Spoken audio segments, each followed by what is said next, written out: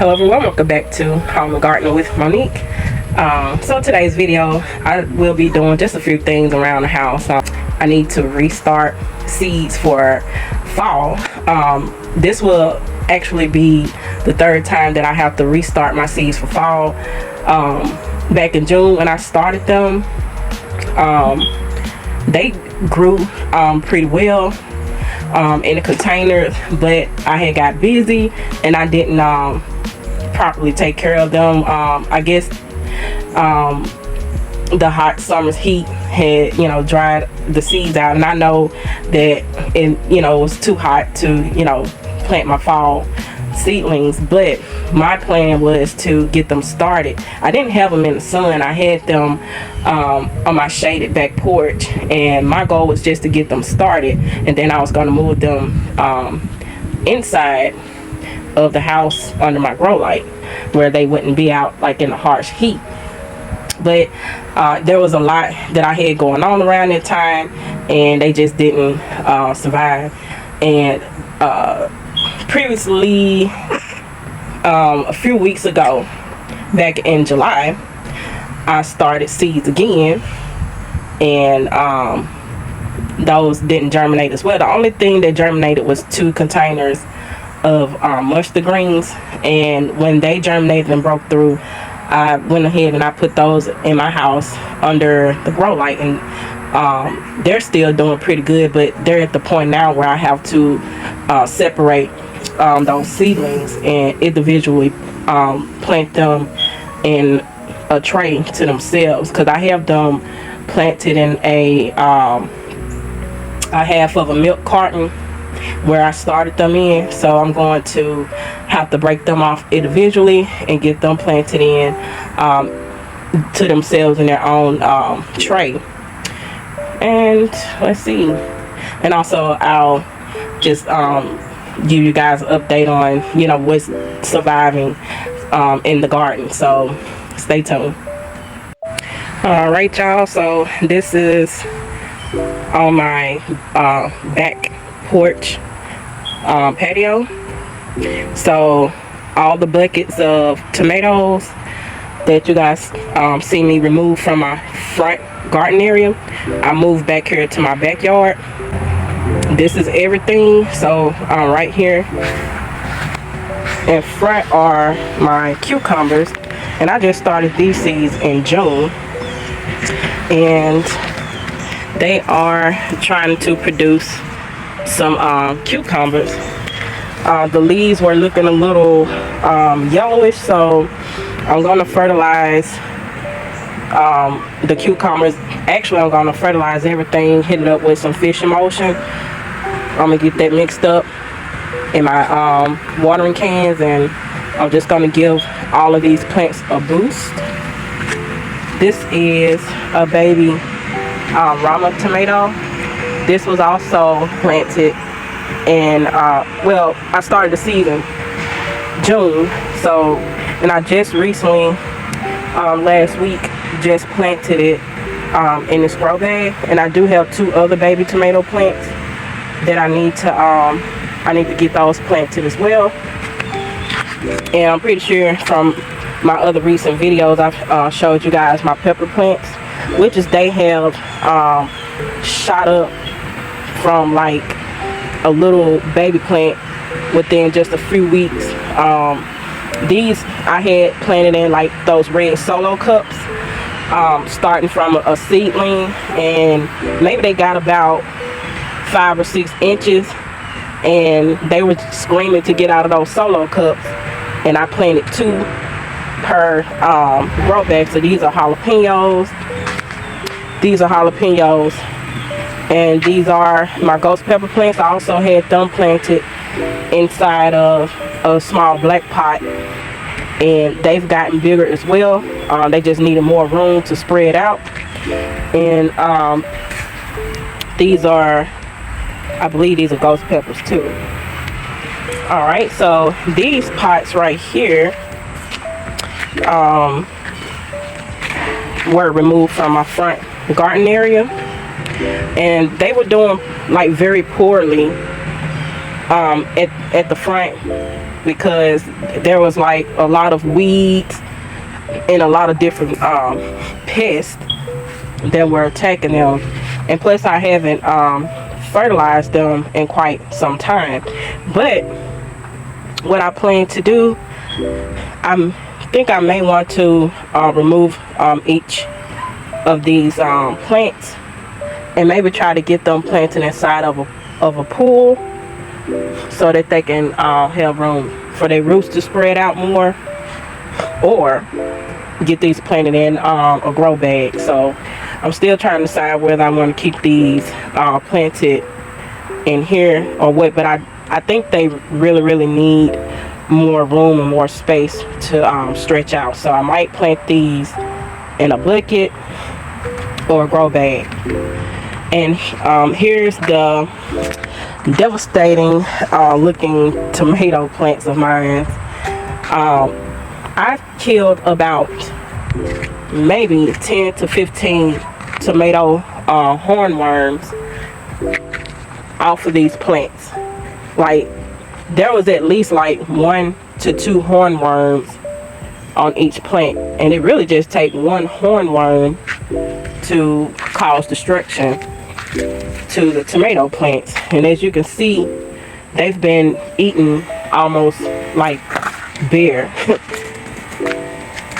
And I don't know if they're gonna continue to produce tomatoes for me. I'm not for sure, but just like a month ago, I gave these some pruning and good fertilizer, and they still have a lot of good greenery on them.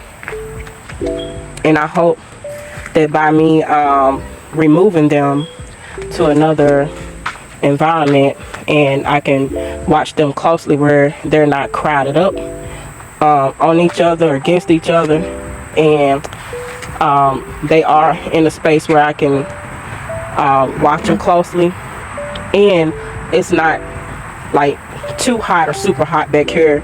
They'll be able to get a little bit of partial sunlight back here as well, instead of being too hot in my front garden area. So I'm going to hit all of these up with some fertilizer, some fish emulsion, and I hope that these guys continue to produce or do better back here in this area. Alright, so this is the fish emulsion that I will be using. I'm gonna just pour a certain amount in my canisters here and fill them up with water. If you interested in using fish emulsion and you don't know like what the amount that you need to use per square footage and everything, it has those directions on the back. I just eyeballed it and I just pour a certain amount in, maybe about, these are 2-gallon water jugs, so I might put maybe 2 to 3 tablespoons in each of my 2-gallon jugs. So that's how I do it. But this is the Alaska fish plant food, and it does stink. And if it gets on your hand, like, you'll have the stench on your hand as well, and then it sometimes take quite a while for the stench to die away. But I'm gonna go ahead and get this mix and start feeding my plants, so stay tuned.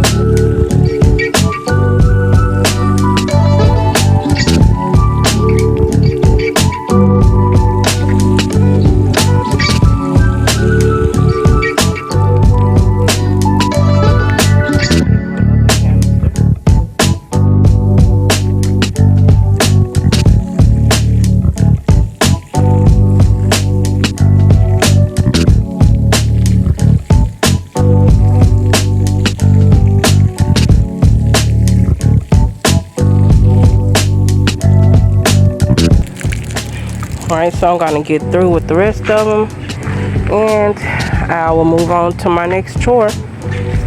Alright, so this is the purple hull peas and black eyed peas that I have planted over here, and I have harvested quite a few, and it is a few that I can pull off today and add to the ones that that I have in the house. And I see there's some baby ones growing back there as well. It got a little bit bushy out here, but I'm not worried about it. I'm just gonna let things be until it's time to clean up in the fall. So just gonna harvest what I see. And this one looks nice, but I'll wait till it turns purple.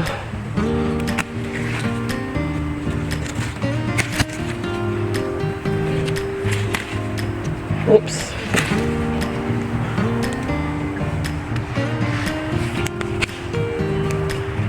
I just hope I don't run up on a snake in here since it's bushy.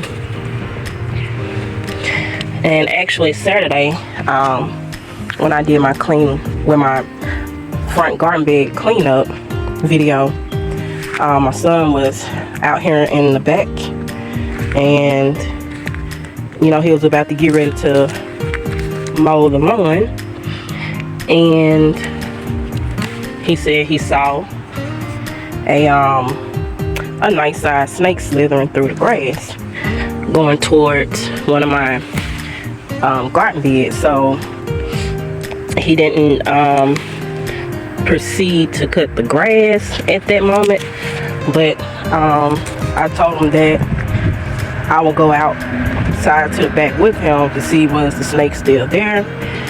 And we did look in the area of where he thought, well, in the area that he saw the snake slither to, and we checked in that area, and we didn't see the snake anymore. So I'm just hoping that it is long gone to wherever it was slithering off to, and not near any place that I have to come in contact with. So yeah, hope that he's gone. So this is what I harvested so far, and I do have some in the house, and I will show you guys that as well. Alright, so these are my okra, and I have been coming out here every 2 or 3 days to harvest okra from here. And I hate these huge grasshoppers. He see me, he's trying to hide away. He's like, where are you going? Whenever I come over here, he goes the other way.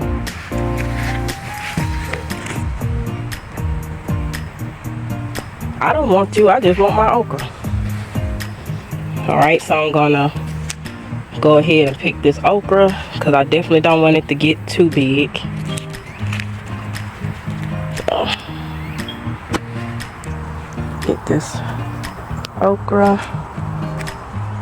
Normally I have like some kitchen shears or some scissors or something, but that's a nice size okra.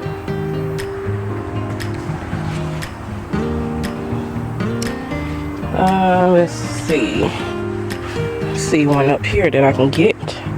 The rest of them are kind of small, and I can come out tomorrow and harvest the smaller ones. I'm pretty sure that they will be much bigger when I come back out tomorrow to get those.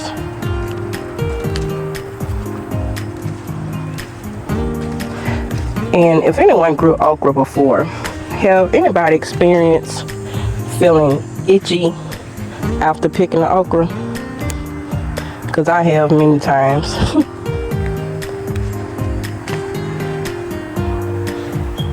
And I do love me some fried okra.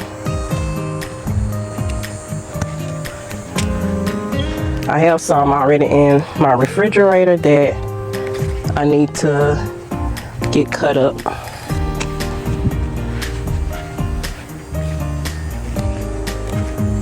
It's a lot of bugs flying around on these okras.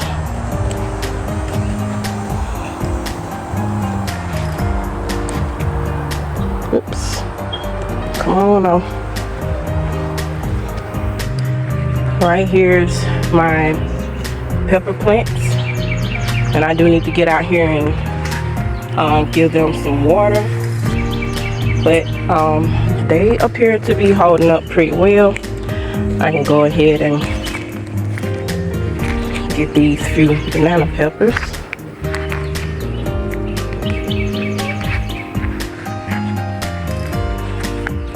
It looks a little dry and it has been like really hot, but I've been trying my best to keep everything watered. Alright, so these are the beans, or not beans, the field peas that I harvested over a period of time, and I just had these placed in the refrigerator to just to keep them a little fresh until I'm able to get around to peeling them. Now this isn't a whole lot that'll give you a pot full, but what I like to do, and even if it is a small amount, I'll just take these, put them in a freezer bag. Well, shell them, wash them up good, and put them in a freezer bag.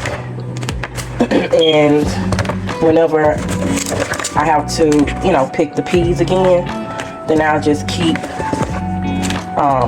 collecting and keep adding on to that same freezer bag until I have a freezer bag full. So I'm hoping that these peas continue to grow for me all the way up until the fall, and I'm hoping that I have a nice amount of peas by the fall, if they continue to grow up until then. So just showing you guys, like this is like last week's harvest over a couple of days, and this is what I have so far. So I think it's good. Like I stated before, it's not enough, but hey, you got to give your plants a chance to keep producing. This is a second harvest cantaloupe, and actually this cantaloupe is much sweeter and much riper than the first one. And I also harvest another small golden honey watermelon. So I'm gonna eat some of that for my breakfast, and some cantaloupe. Okay, you guys, so I also harvested this watermelon, and this is the biggest watermelon that has come out of my garden so far, and I believe it's the Garden Leader Monster, or the Monster Garden Leader watermelon. I will put it in text down below, but it's pretty heavy. The trindles near the stem were already dry and brown, and also another indicator is when the stripes and everything, the color of it has gotten dull, that's a sign that it's ripe. And also the sun, I think the sun patch, like if you have like a creamy yellowish looking side, like this is the sun side. So it's been sitting for a while. I also did the hollow knock test, and it does sound like that hollow sound that you expect from a ripe watermelon. So I'm not going to cut into this one today because I still have cantaloupe and my golden honey watermelon that I have sliced up in the refrigerator that I don't have to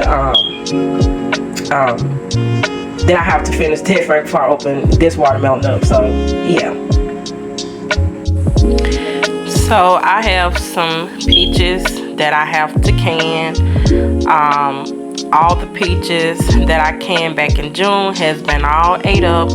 So I purchased more peaches, and I'm just getting prepared to jar up some more peaches and get those canned and put away, because I want to have enough peaches to eat over the fall and winter. Though this isn't enough, I will be buying more peaches next month, and I'm just going to continue to add on to the jars that I already have.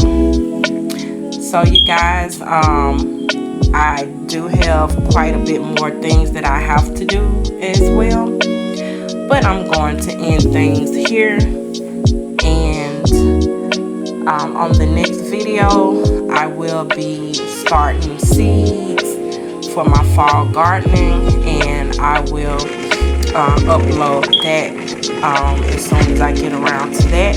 Well, you guys, I thank you so much for hanging out with me today, and I'm just showing you guys just what a normal day looks for me, as far as gardening and canning goes. I hope you guys have a wonderful and blessed day, and I will see you guys next time. God bless.